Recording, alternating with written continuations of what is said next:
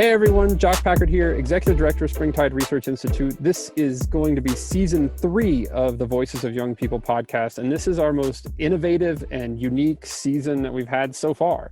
And I'm really excited about it. I can't wait to share with you exactly why it's the most innovative and unique. But in order to do that, I want to bring on Marte, Aboagye, our community engagement specialist. Marte was a producer for this season and for all the seasons of our podcast, but in this one had a really particular role to play in terms of bringing this together. Welcome, Marte. Thank you for being here.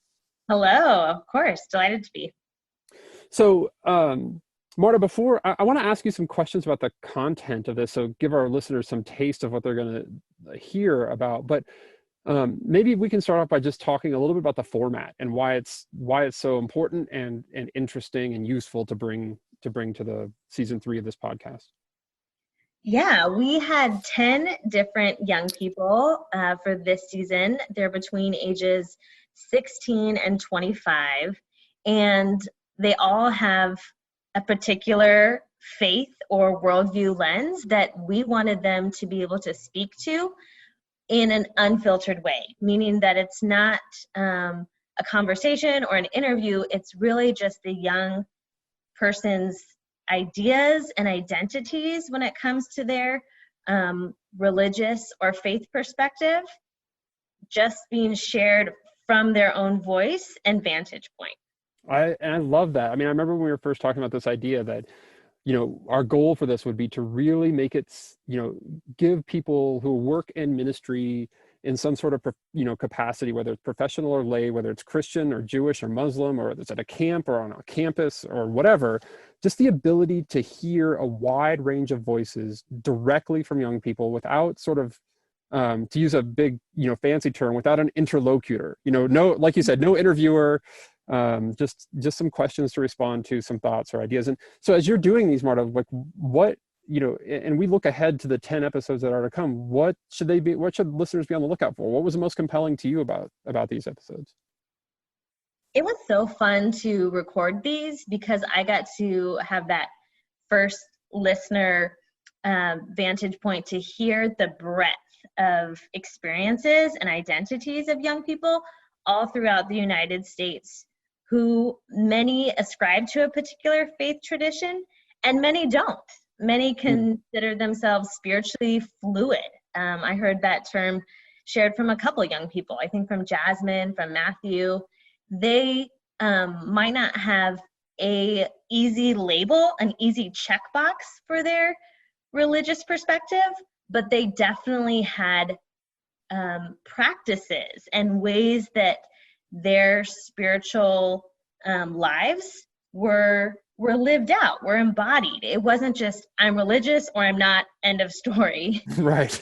There was so much more nuance, and that was really fascinating to capture and hear now the 10 episodes in conversation with each other. Along with that breadth, there was still a lot of commonality.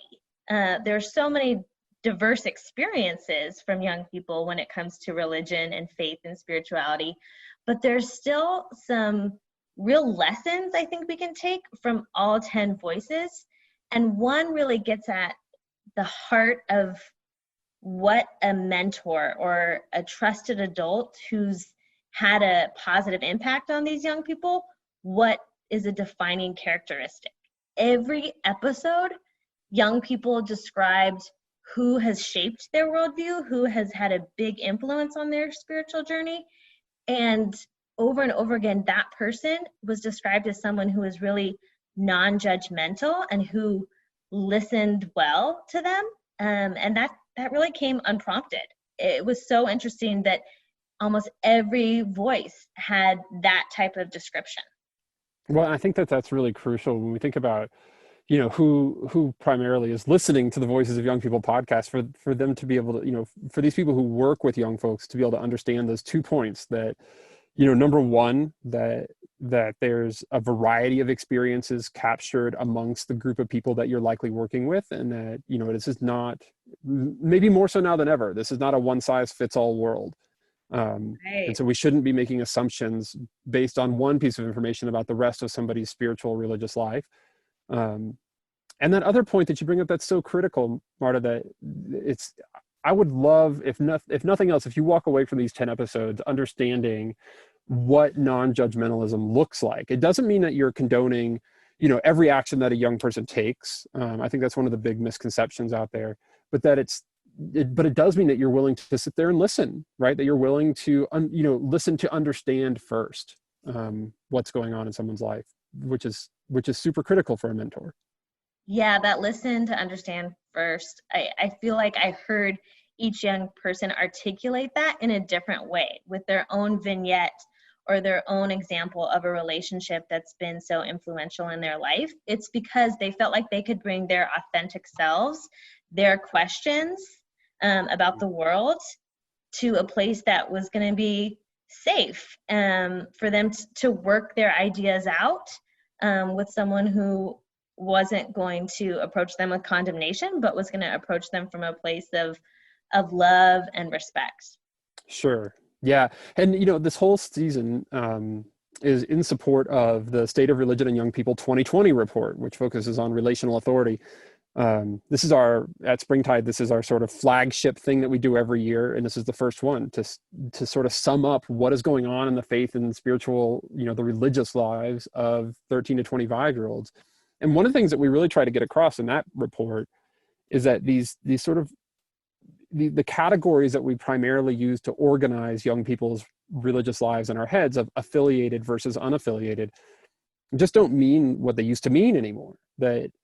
That they, just because somebody's affiliated doesn't mean, what was the stat? I can't remember exactly the number off the top of my head, but it's something like half of young people who are affiliated don't trust religious organizations and institutions. Yeah. But there's contradiction built into both of these categories. And just because somebody's unaffiliated, it doesn't mean that they don't pray or they don't read scripture or they don't believe in God. How did you, I know you saw this present in this season too, but maybe you could just share some of the highlights there of where these old categories just fall apart and where we really need to start focusing on these behaviors, beliefs, and identities model. Yeah, for young people who didn't always have a religious identity, there's a young person who identifies as atheist, Kellen. His episode, he still has practices that are really important to him to cultivate.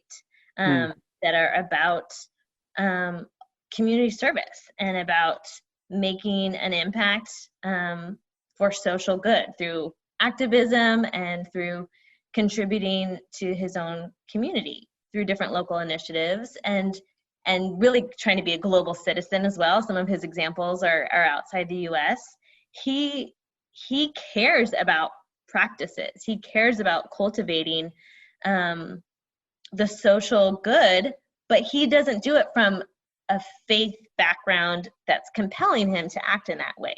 Similarly, we had people who really identify with a strong faith tradition. They say, I'm Sikh, or I'm Muslim, or I'm Christian, or I'm a Reformed Jew, and these are the practices I do. Sometimes there are practices instituted by their faith system, and sometimes it was just, no, I feel really good when I meditate before a baseball game, like Austin shared. It's not always something that's prescribed by a religious entity, but it's still something these young people see as really valuable. And I hope that our listeners hear all of those things really through this almost, the hashtag that you have been so smart to, I think, trying to rally around on social, which is show up for young people. I would hope that our listeners would hear these as opportunities to show up for more young people than they might have otherwise thought would be open, to their presence. So you reference the young person who's interested in community service, but maybe not from a faith-based background. Well, that's a point of commonality. You can show up for that person. You can do ministry with that person and for that young person together. They're not going to, it is not just the case. It is not necessarily the case that just because they don't claim that identity that they're going to reject your presence. And I think that's a really important thing for, professionals and adults and others who work in ministry settings to understand. Because there's just a bigger playing field out there once we get rid of those affiliated and unaffiliated categories and start digging deeper. Yeah, totally. You don't have to sign up. You don't have to, state all these faith claims to be involved or to make a difference. I really like what you're saying, that if there's a commonality of values, then there can be a connection. There can be a relational add there instead of, you must believe this before you belong or before you participate. Yeah, and we know that belonging comes before believing. Marta, lastly, just to sort of wrap this all up, I mean, why is this, why do you think this is an important season for people to listen to? I mean, I know it's interesting and it's lovely to talk to young people. I never get tired of the stories, but why is it important? Yeah, the focus of the 2020 State of Religion and Young People report is relational authority. And this season directly coincides with that report. But the young people who we interviewed, they hadn't read the report. No, they don't know what that is. They're just speaking authentically from their own lives, and were really generous to share their questions and their views with us. But I found it so interesting that they articulated what relational authority is, without us giving them a working definition, without them seeing the research and insights from the report. Just genuinely speaking about who makes an impact in their life, they were defining how relational authority happens, because they've been the recipients of it in really positive ways. Yeah. So while we've got all the statistics and the qualitative interview evidence in the report, there's something about it, like watching it come to life in the life of a young person, in these podcast episodes, that is really like, if you're listening to these in conjunction with reading the report, which is available as a free download thanks to a generous donation, then there is, like, you really get this whole picture of what relational authority is, how you can do it, and then what the impact is for a young person.